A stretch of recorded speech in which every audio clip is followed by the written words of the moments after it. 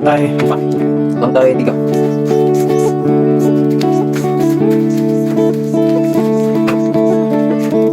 Lantai 2.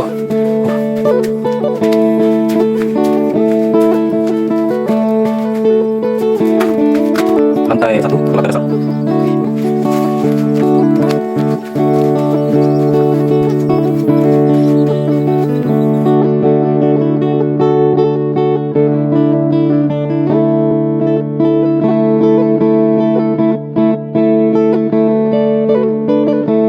Halo guys, WhatsApp, berjumpa lagi bersama kita guys.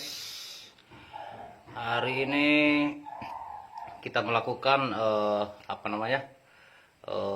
penyemprotan pembersih sirip. Nah, ini sekaligus menjawab beberapa pertanyaan-pertanyaan kawan-kawan terkait pengaplikasian cairan pembersih sirip. Yang pertama, apakah berpengaruh dengan sarang yang sudah ada? Apakah sarang yang sudah ada harus disemprot juga? Jadi begini guys, ini kembali kepada teknis kerja yang saya artikan kembali ke simple dan proses kita melakukannya. Kalaupun ada sudah sarang, kalaupun kita tidak bisa melakukan penyemprotan secara langsung, dengan sistem kuas juga boleh, dengan sistem lap juga boleh. Tapi perlu diingat, di sini kita melakukan sesuatu yang kira-kira prosesnya cepat dan tidak memakan waktu yang lama. Nah, ini kita akan lakukan penyemprotan pada sirip yang sudah ada sarang. Ini salah satu bangunan yang sudah 1 tahun yang lalu sebenarnya sudah kita semprot dengan pembersih sirip, dan kita kebetulan melakukan evaluasi kembali di bangunan ini. Alhamdulillah sudah tidak ada keraguan lagi sarang di sirip, dan sekarang kita melakukan penyemprotan pembersih sirip itu kembali guys. Nah, ini yang jelas targetnya adalah bagaimana supaya sarang-sarang ini tidak terkena semprot atau percikan air. Yang jelas kita harus memilih alat semprot itu. Kalau sudah ada sarang seperti ini, saya lebih suka menggunakan penyemprotan alat seperti ini yang kecil guys. Karena dalam pengaturan tekanan atau semburan pada barang ini masih sangat kita bisa atur. Ini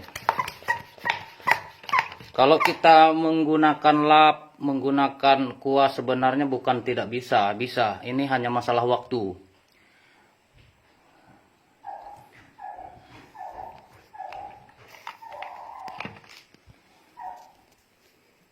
Mungkin kameranya agak sedikit goyang nanti guys. Nah, seperti ini guys, namanya semburan pada percikan air itu pasti ada, tapi ini yang biasa kita lakukan tidak terlalu masalah.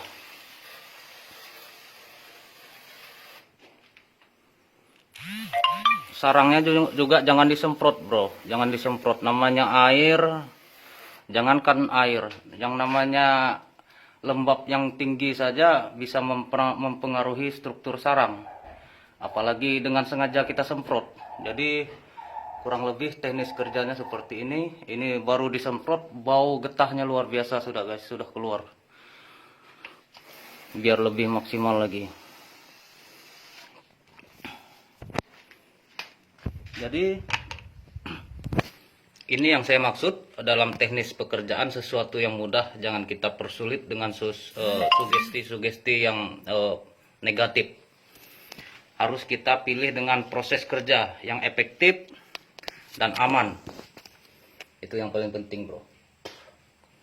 Alhamdulillah dulunya bangunan ini rata-rata sarang itu di sudut. Kebetulan sarang ini sirip ini sudah bersih guys, tidak perlu kita gosok lagi karena setahun yang lalu sudah bersih. Dan kita melakukan penyemprotan yang kedua kali ini pada proses evaluasi yang ada. biar lebih jos lagi guys. Alhamdulillah, sarang-sarang yang dulunya banyak di sudut sekarang lebih kepada proses mangkoknya saja guys. Nah, ini walaupun masih sedikit guys, walaupun masih sedikit. Nah, ini bisa kita lihat, walaupun masih sedikit sudah tidak ada yang di sudut-sudut lagi.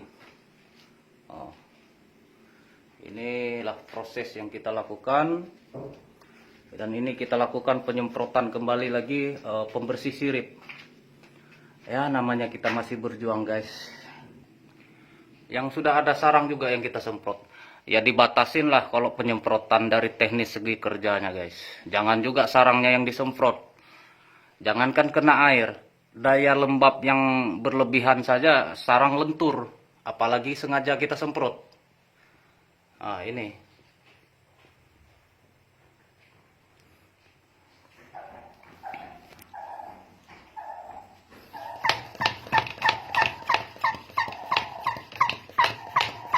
bisa menggunakan lap guys, bisa menggunakan lap, bisa menggunakan apa namanya, kuas bisa. Cuman kita kembali lagi kepada apa namanya, cepat apa lambat proses kerjaan kita. Jadi kamera agak goyang ini guys. Ini polesan baru ini guys.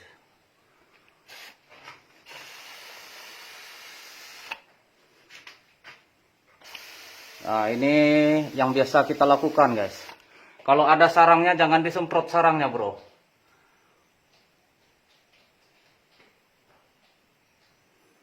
Ini juga masalah keyakinan. Kalau ragu-ragu jangan guys, karena saya di sini mengutamakan kualitas sirip. Sangat simpel bagi burung, dia suka dia tinggal, tidak suka dia pergi. Karena prinsip saya seperti itu. Ketika siripnya juga bermasalah, sampai kapan kita akan menggunakan alat bantu? Ini dulunya penuh besek, dan sekarang tidak ada besek-besekan guys.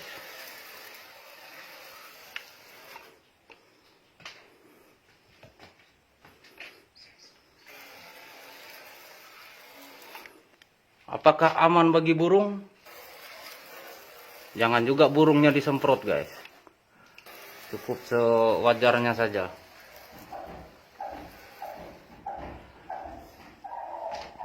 Oke bro, alhamdulillah mangkok-mangkok sudah.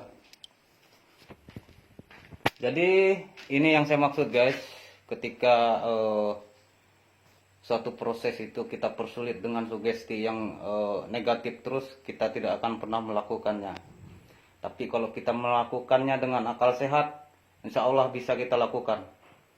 Kalaupun sudah ada sarangnya, janganlah sarangnya yang disemprot. Dibatasin saja kiri kanannya, dibatasin. Kalau mau lap bisa, kalau mau dikuas bisa. Tapi ini lebih kepada proses waktu pekerjaan. Karena dengan sistem semprot, kita harus lihat kondisi cuaca juga, harus mendukung, harus ada daya panas. Oke guys, maksimalkan kualitas sirip kita, karena jangan remehkan masalah bau dan bau getah kayu.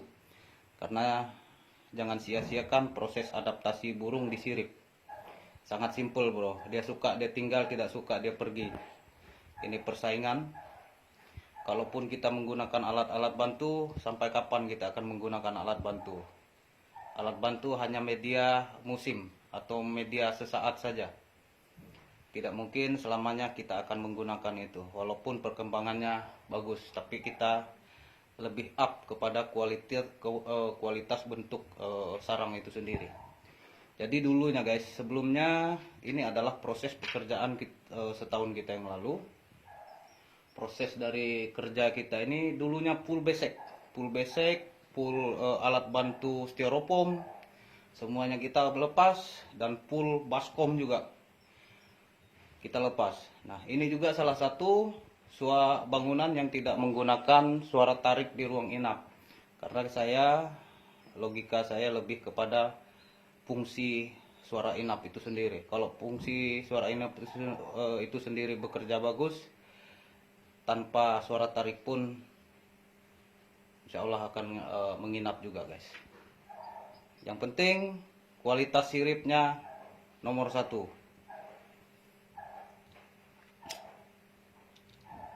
Bebas dari getah kayu, bebas bau dari yang tidak sedap, getah kayu itu sendiri, dan bebas dari debu atau serbuk-serbuk kayu atau bulu-bulu kayu.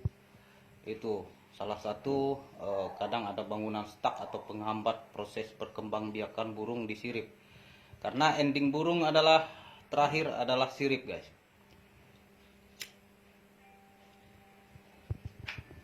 Oke guys, kita lanjut lagi. Saya menggunakan alat kecil saja. Ini alat-alat kecil saja guys.